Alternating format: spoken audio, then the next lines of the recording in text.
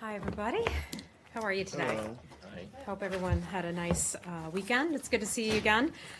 Get comfortable. I have a bunch of announcements for you. I know many of you followed this closely over the weekend, and that was the release of our U.S. citizen from Venezuela, Josh Holt. He had been held at a prison for nearly 2 years. This was a case that we continued to call for his release on humanitarian grounds for a very long time. You heard us speak about that frequently here.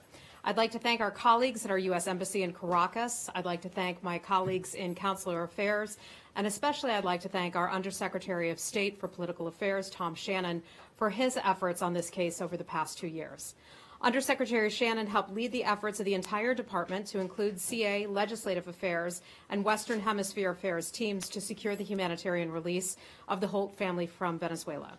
Undersecretary Shannon coordinated with members of Congress, advising them on what proved to be a successful strategy on the part of our colleagues. Such teamwork and trust is essential to managing these incredibly difficult cases and seeking progress however we can. Next, I have another announcement related to an undersecretary, and that is Andrea Thompson. I look forward to introducing each of you to her at some point in the near future. She is the Undersecretary for Arms Control and International Security, otherwise known here at the State Department as the T family. Andrea Thompson represented the United States at the 15th anniversary of the Proliferation Security Initiative on May 15th, along with senior representatives from 77 nations. At that event, Undersecretary Thompson delivered President Trump's letter acknowledging the contribution of PSI in the fight against the proliferation of weapons of mass destruction. More than 58 states endorsed 4 joint statements which communicated the signatories to specific actions such as strengthening domestic legal authorities to take strong action and timely actions under PSI and enhancing critical capabilities and practices. The Undersecretary also participated in the ministerial meeting of the Partnership Against Impunity for the Use of Chemical Weapons. That was hosted by the French Foreign Minister Le Drian on May the 18th. That included the UK Foreign Minister Boris Johnson. The partnership issued a joint statement which included specific references to the Syrian regime's use of chemical weapons in Douma, Syria, and the Russian attack in Salisbury, UK. The meeting highlighted the international coalition's determination to hold a special OPCW conference of state parties meeting on attribution in late June. Next, I have some more news from our 7th floor, and that is I'm pleased to make a personnel announcement today. We're pleased to announce the appointment of Ambassador Michael McKinley as Senior Advisor to Secretary Pompeo. Ambassador McKinley brings a broad range of experience on global issues. He most recently served as a U.S. ambassador to Brazil and has previously served as ambassador to Afghanistan, Colombia, and Peru. He's also served as Deputy Chief of Mission at the U.S. Mission to the European Union in Brussels and Deputy Assistant Secretary in the Department of State's Bureau of Population, Refugees, and Migration. He's a Senior Foreign Service Officer. Ambassador McKinley was born in Venezuela. He grew up in Brazil, Mexico, Spain, and the United States, and he has a doctorate from Oxford University and has published a book on the colonial history of Venezuela. I know the Secretary is looking forward to having him join him on the 7th floor as a senior advisor. In addition, I'd like to extend my congratulations to Randy Evans, who was confirmed late last week as the new U.S. ambassador to Luxembourg. David Kornstein confirmed as the new U.S. ambassador to Hungary. Jonathan Cohen confirmed as the Deputy Representative of U.S. Mission to the United Nations with the rank and status of ambassador and the Deputy Representative of the U.S. in the Security Council of the United Nations. And finally, Francis Fannin, who was confirmed as the first Assistant Secretary of State for Energy Resources. He will lead the department's efforts to forge international energy policy, strengthen U.S. and global energy security, and respond to energy issues on behalf of the U.S. government. Next, I'd like to talk about Syria, and that is the assumption of the presidency of the Conference on Disarmament. Andrea, this is what you had asked me about earlier. Syria's turn to serve as president of the Conference on Disarmament from May 28th to June the 22nd. We are outraged at the Syrian regime's blatant disregard for human life, its serial violations of and contempt for its international obligations, and its audaciousness in assuming the presidency of an international body committed to advancing disarmament and nonproliferation. Syria lacks the credibility to assume the presidency, a point tragically illustrated by Assad's repeated use of chemical weapons against the Syrian people. The regime's blatant violation of the Chemical Weapons Convention, the failure to correct its violation of the Nuclear Non-Proliferation Treaty, and its violation of its safeguards agreement with the International Atomic Energy Agency all demonstrate the regime's disregard for its obligations in non-proliferation and disarmament. It will not be business as usual while Syria presides over this body. During the next 4 weeks, we will limit our participation during CD plenaries. However, we will still represent and protect the interests of the United States. We encourage other responsible nations to work with us to counter Syria's presidency and to hold the regime accountable for its brutal attacks on the Syrian people and its disregard for international arms control and non-proliferation obligations. A couple more announcements. We're still got a few more. Today marks the 70th anniversary of UN peacekeeping, so I'd like to pay tribute to the sacrifice of more than 3,700 peacekeepers who have given their lives in the name of peace. The United States commends the efforts of more than 100,000 troops, police, civilians currently serving in UN peace operations. UN peacekeeping operations are an essential tool for the maintenance of international peace and security and a powerful mechanism for addressing many of today's global crises. Over 70 years, the international community has worked together in U.S. peacekeeping to bring stability, to protect civilians, to mitigate the expansion of terrorism and illicit activities, and also help alleviate human suffering, objectives that we all share. The United States will continue to strive for better, smarter peacekeeping operations that are more effectively and efficiently able to address conflicts, support political solutions, and meet the needs of people on the ground. We're committed to reforms that create a culture of performance in U.S. peacekeeping, reforms that enhance the safety and security of peacekeepers, and increase the operational effectiveness of missions. Through programs such as the U.S. Global Peace Operations Initiative, GPOI, and the International Police Operations Support, we build partner countries' capacity to train, to equip, to deploy, and sustain military and police personnel. We emphasize effective leadership, peacekeeping competency, and gender integration. So today, we'd like to thank the men and women who have served and continue to serve under the flag of the United Nations with peace. And lastly, I'd like to provide an update on the Secretary's trip to New York tomorrow. Since the President's May 24th letter to North Korean leader Kim Jong-un, the North Koreans have been engaging with the United States. The United States continues to actively prepare for President Trump's expected summit with leader Kim in Singapore. President Trump will meet with Prime Minister Shinzo Abe of Japan on June the 7th at the White House. I know Secretary Pompeo looks forward to being a part of those meetings. North Korean Vice Chairman of the Central Committee, Kim Yong-chol, is arriving in New York and will meet with Secretary Pompeo later this week. We also have a U.S. delegation meeting with the North Korean delegation in the DMZ. The United States delegation consists of Sung Kim, U.S. Ambassador to the Philippines, Allison Hooker, Director of Korea for the NSC, and Randy Shriver, Assistant Secretary of Defense for Asian and Pacific Security Affairs at the Department of Defense. They plan to have additional meetings later this week. Separately, Joe Hagan, the White House Deputy Chief of Staff for Operations, and the U.S. pre-advance team, including members from the State Department, are in Singapore this week, where they're conducting logistics of the expected summit. And with that, I'd be happy to take your questions. Thanks for bearing with me through all of that. Pre-advance team? Pre-advance team. Can it just be an advance team? Grammarian. Well, Go right ahead, Matt.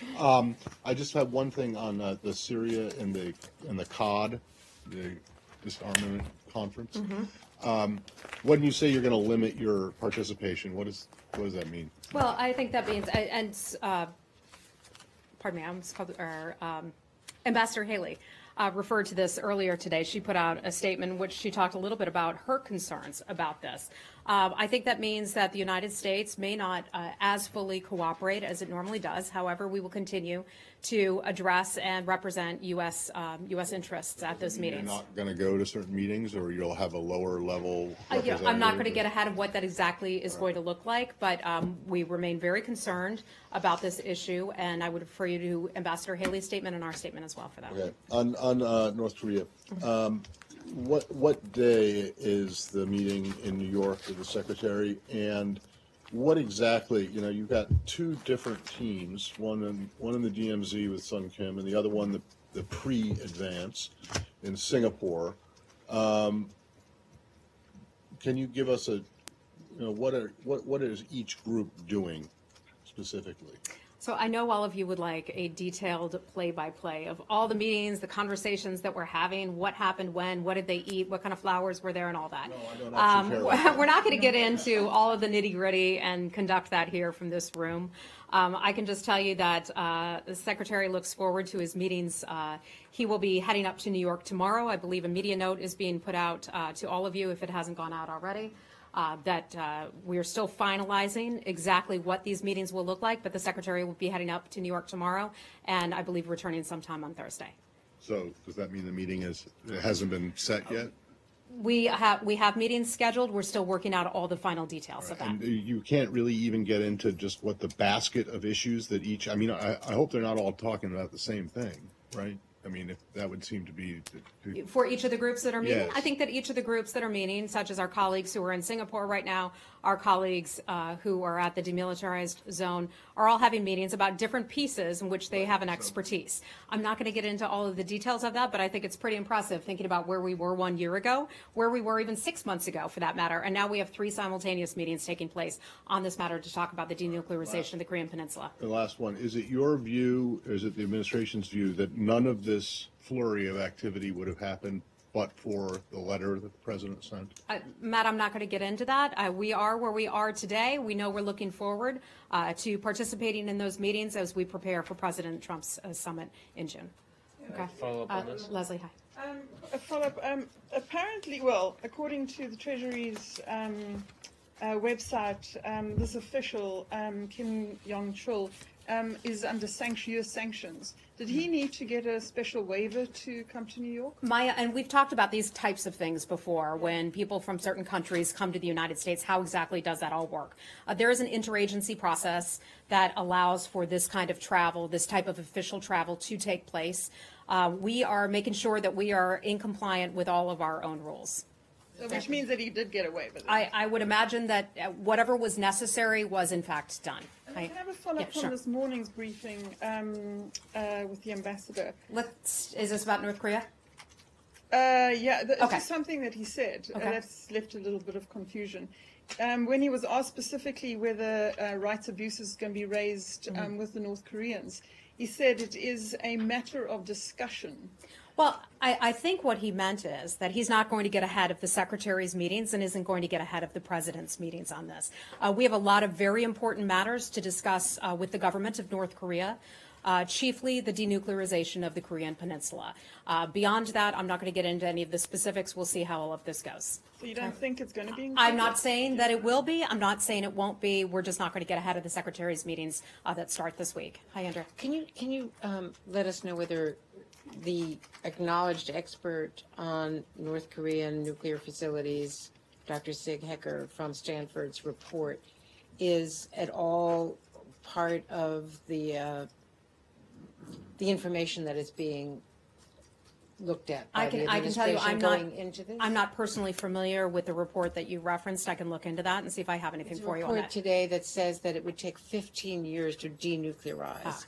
Okay, I haven't reviewed it. I'm not sure if anyone here at the State Department has reviewed this outside professor's report. If we have anything on it for that on you, I'll let you know. Can you give us some idea of what we can expect in terms of any kind of public press coverage? I can of tell these you meetings there in New will York? be press engagement. We're still working through all the details. We are heading up there tomorrow sometime in the day, and I'll let you know as we get more clarity on what those exact timelines will look like in the events. Okay. Hey, Nick, I think you're next. Do you have any sense for what accounted for the North Koreans' change in position? I mean, the Secretary testified last week that all the U.S. was getting was dial tones, and now suddenly there seems to be this fulsome dialogue. I'm not going to presume to know why the North Koreans and the United States started having conversations again. It's not my place to do so. I can just tell you now that we are looking forward to having these meetings, and I think we've seen a tremendous amount of progress over the past few days alone. Okay, and just one more. Is it your belief now, or the State Department's belief, that the Singapore summit will go ahead on June 12th? That is what we're planning for, but we'll see what happens. Okay, Francesca. Follow up to Matt's question. Can you at least tell us if Secretary Pompeo meeting in New York will be about setting the agenda and talking about what denuclearization mean for each part and each country? Well, this will be the Secretary's third meeting with Kim Yong-chul. They've had obviously very deep conversations where they've talked about a lot of detail about what the United States expectations are. Again, I'm not going to get ahead of those meetings. I'll let the Secretary handle it with him, and I'm not going to, debate it here from the podium with all of you.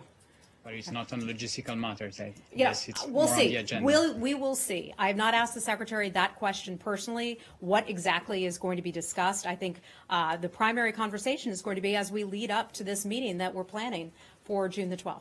Okay? Yeah, go ahead. If Kim Yong-chol is provided with a waiver by the State Department, has he also been approved to travel anywhere other than New York? I within the believe that US? if anyone were to travel beyond New York, that they would need additional waivers for that. I don't have any, or they would need some sort of an approval for that. I don't have anything for you more on that. And Okay. why have the meetings in the U.S. and not elsewhere? That's where they're being held. I think it's great. Easy trip up to New York, and you all can get up there easily, too. Hi, Danny. Hi, thank you. North Korea asking United States to guarantee their safety. Is it a system guarantee for North Korea or regime guarantee? What is it? A what guarantee? What is the guarantee? I'm sorry, for the what? state the last part again? Guarantee for the what? Is that the system guarantee for their regime or? Will what? they be protected Yeah. while they're here in the United States? Is that what you're asking? Yes, that is something that our security apparatus affords to every foreign leader coming into the United States when they come in for meetings. Why is it? Why is guarantee for that? What is it? I mean, Pardon me?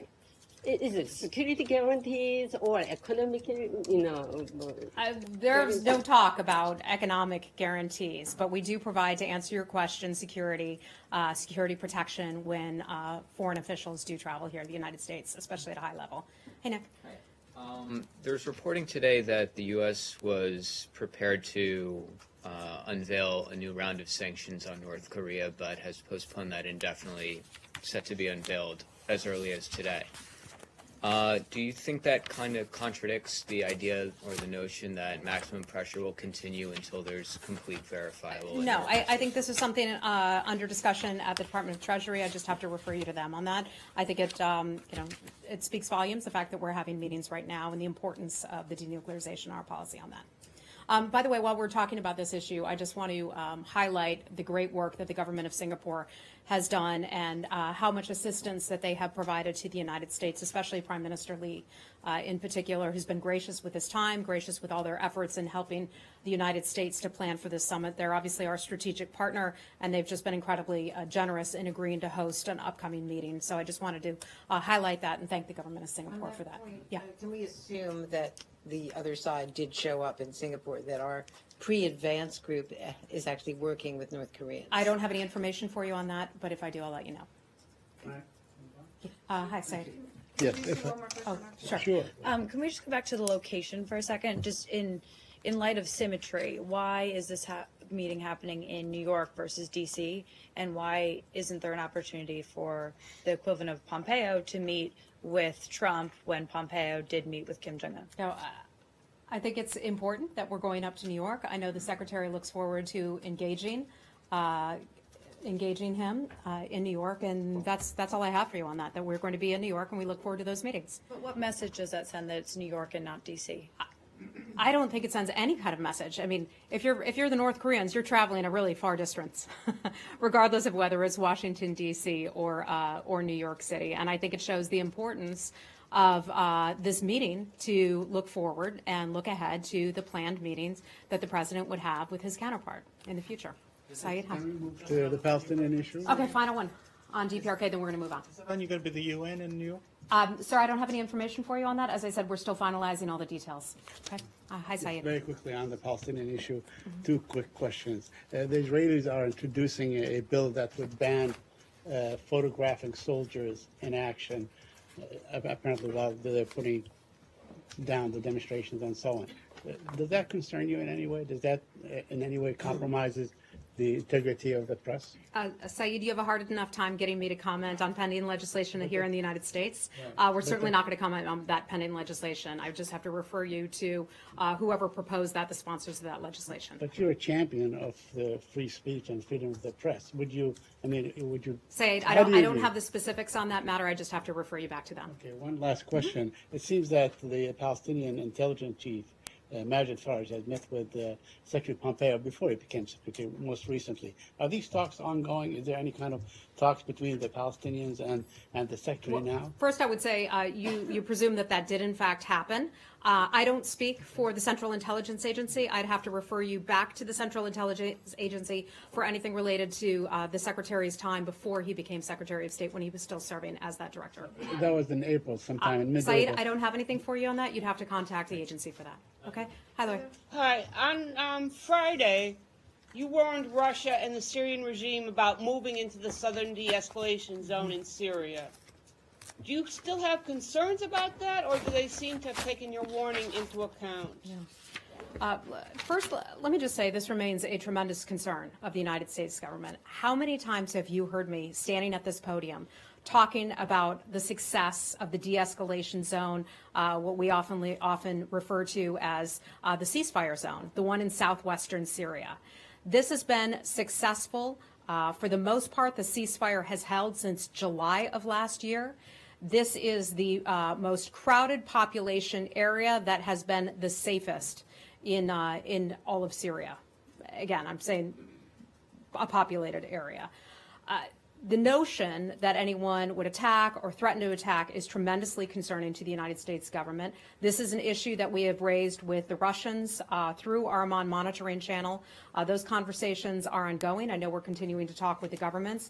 But this area has helped keep this section of Syria stable. It has also undoubtedly saved lives. We have been able to get humanitarian aid in that area. And so the idea that any country would threaten that stability is very shameful and is of great concern to the United States. Let me also just mention that Russia, in agreeing to this ceasefire zone, has agreed to help bolster it and protect it and all of that. So that's something that we continue to remind the Russian government of their responsibility as a unique guarantor of the ceasefire zone and having a very special relationship indeed with the government of Syria. Thank you. If I could ask you about Turkey. Yeah. Turkey and the U.S. Hold on. Well, I'll come back to you, Lori. Go right ahead. So on Syria, I don't know if you're aware of some reports circulating that there is a Russian-Israeli deal whereby they will push the Iranians and Hezbollah militia from the border of the Golan Heights about 25 kilometers. Is this something that's been discussed with the State Department, considering also there's some reports that an Israeli official is meeting with the National Security Advisor, Mr. Bolton, at the White House today? I'm sorry, I don't have anything for you on that. If I do, I'll let you know. There was nothing at all? I don't personally have anything for you on that. I don't have any information on that. Okay. Lori, go right ahead. Turkey and the U.S. seem to have reached agreement on a roadmap for Manbij. But the Turkish account of that agreement goes further than the U.S. account. The Turkish press has said the SDF, the Syrian Democratic Forces, will withdraw from Manbij, and Turkish and U.S. troops will provide security. But your account just says we've agreed on a roadmap. Is the Turkish account correct that there'll be no role for the Manbij Military Council? Here's what I can tell you. We don't have any agreements yet with the government of Turkey. We announced previously that the United States and the Turkish working group met in Syria. The group on Syria met in Ankara on Friday of last week. We're continuing to have ongoing conversations regarding Syria and other issues of mutual concern.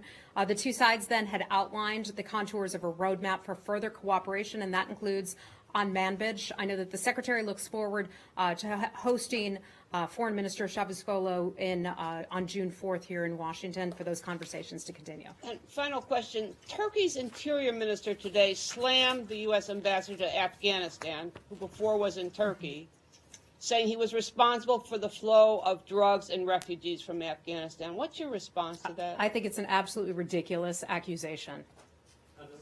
Okay. Hi, sir. Go right ahead. Do you have anything? I'm sorry. You were. What is your name? My name is David. I'm from Georgian Television, Washington. Hi, David. Welcome. Welcome. Do you have anything to? I think so. Thank you very much. Do you have anything to say about the decision of Assad regime to recognize Russian-occupied Abkhazia and South Ossetia as independent states? Yes, we certainly do. Bear with me one second while I just find my information in this big old book here.